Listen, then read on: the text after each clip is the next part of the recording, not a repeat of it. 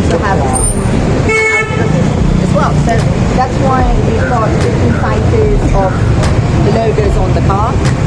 We've taken the car to the temple, to the mosque, and to the church, and got it blessed there. We really wanted to do the Sikh Gurudwara, but unfortunately we weren't able to get it done. Some scripture from all the British people in this part. It's really sort of unifying, still keeping it on the theme of the car as well. Apart from that, we've got messages written down on all sides of the car, as you can see here, which I think is pretty sweet. And I think it makes sense. I got the guys, a couple of my followers. I have no idea where they are.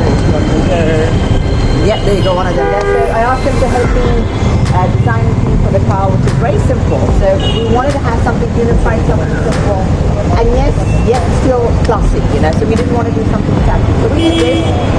I hope you guys liked it. I have no idea what the response is. It's just nice for me to be out here more. I wanted to do this because I just feel like when we all come together on a reason like this, I feel like we create more, we make a bigger impact, and I think that's what's most important.